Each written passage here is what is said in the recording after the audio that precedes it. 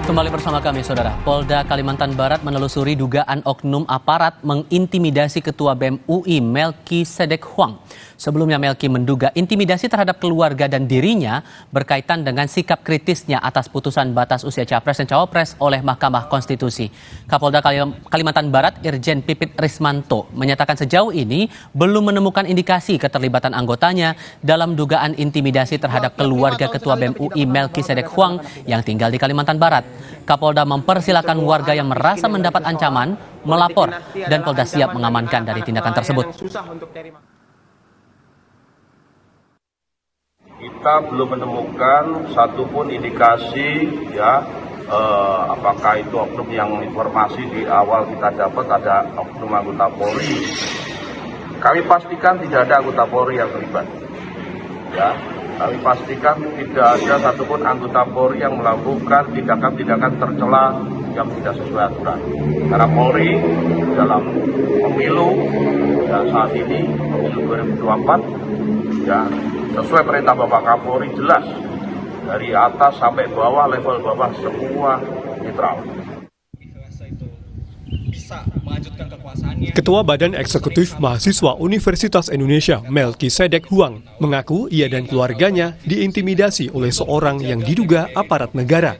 Melki menduga intimidasi itu berkaitan dengan aktivitasnya sebagai bagian dari gerakan mahasiswa yang mengkritik putusan Mahkamah Konstitusi soal batas usia Capres dan Cawapres. Lalu ibu saya di rumah nelpon, ada orang dari aparat tentara, TNI, dan aparat kepolisian yang datang ke rumah, nanya-nanya ke ibu saya, Melki kira-kira balik ke Pontianak, kampung saya itu kapan? Melki kira-kira kebiasaannya tiap malam ngapain? Ibu tiap malam pulang jam berapa? Guru di sekolah saya di SMA Negeri 1 Pontianak pun ada yang menelpon, katanya menjelang putusan MK ada yang nanya, Melki itu pas di sekolah gimana? Melki itu tiap hari kebiasaannya apa dan lain sebagainya. Ini bukan soal Melki, tapi banyak juga teman-teman BEM, teman-teman gerakan mahasiswa, teman-teman gerakan rakyat, civil society juga mengalami hal-hal yang sama. Ini bukan soal saya saja, tapi artinya ada yang salah dari konsepsi demokrasi sampai harusnya semua orang yang kritik, semua orang yang kritis, semua orang yang menyampaikan pendapat harus diintimidasi dan direpresi sampai segininya. Jadi ini Menko Polhukam Mahfud MD menyayangkan dugaan intimidasi terhadap Ketua BEM UI Melki Sedek Huang dan keluarganya. Mahfud bilang ia akan mengirim tim untuk memastikan apakah benar Melki dan keluarganya diteror oleh polisi.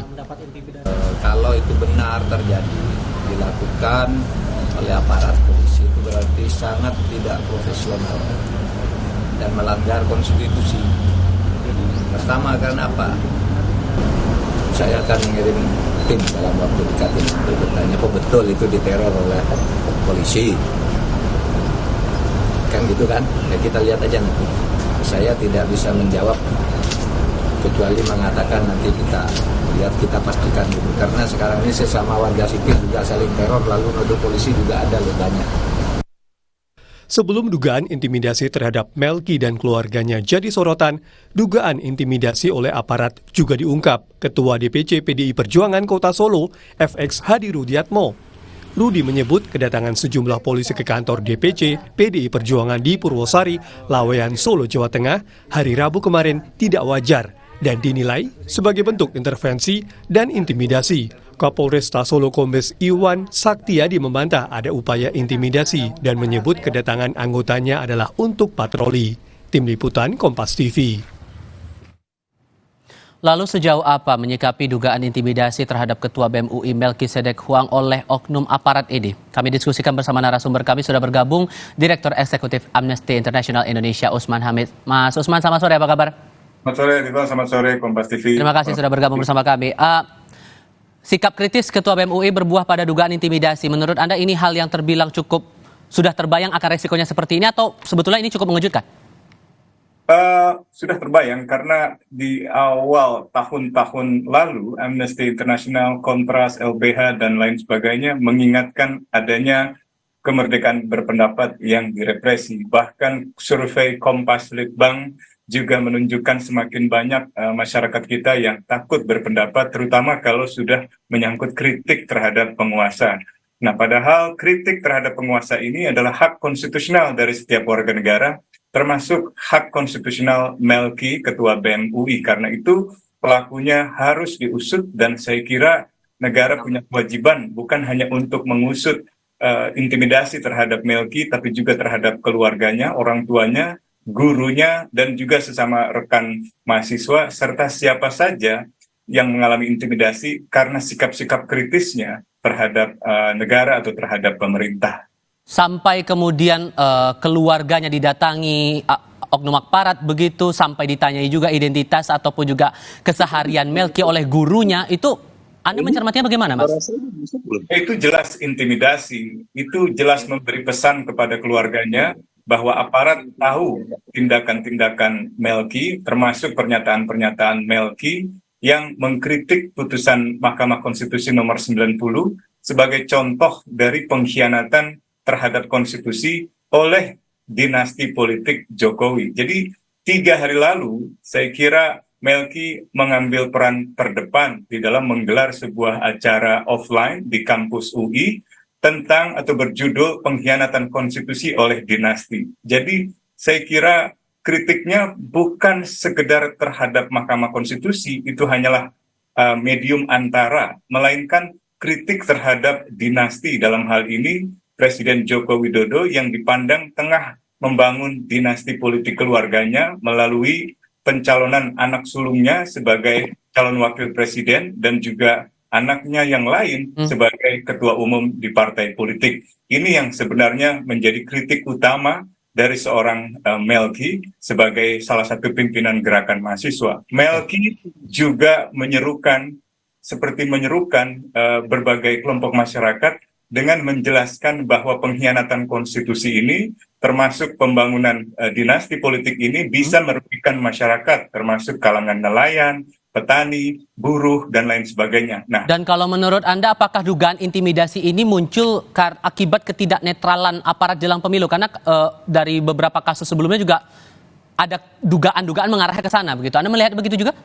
saya kira tepat sekali, Rival. Saya kira apa yang dikatakan oleh Kapolda sulit untuk diterima, karena Kapolda mengatakan tidak ada satu indikasi pun, padahal di dalam sistem pembuktian hukum pidana, salah satu indikasi utama dari dugaan adanya peristiwa tindak pidana adalah keterangan saksi.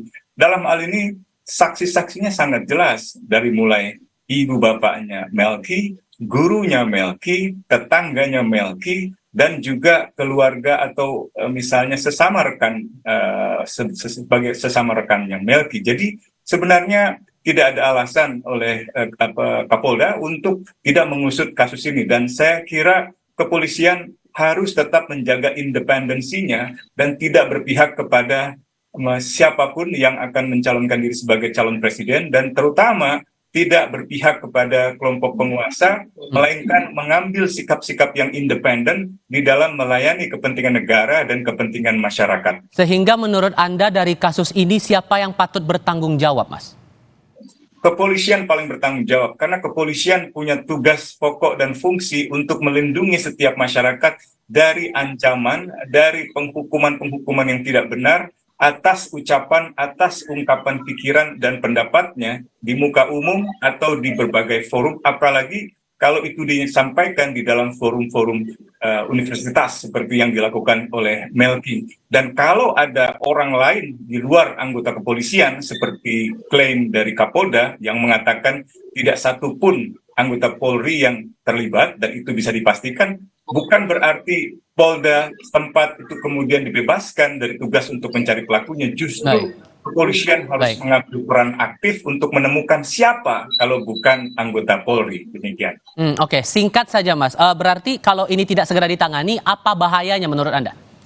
Kalau ini tidak segera ditangani, maka orang-orang yang bersikap kritis terhadap dinasti politik, terhadap pengkhianatan konstitusi yang banyak diangkat oleh para guru besar ilmu hukum, ini akan semakin banyak. Kalau seorang ketua BEM dari kampus katakanlah kampus seperti UI saja bisa diintimidasi, bagaimana ketua-ketua BEM di kampus-kampus yang jauh dari akses informasi media massa? Baik, Mas Usman Hamid, terima kasih sudah berbagi perspektif bersama kami di Kompas TV sore hari ini. Selamat sore, Mas. Selamat sore, terima kasih. Kompas Petang berlanjut, Audrey Chandra akan bersama Anda untuk paruh kedua program ini.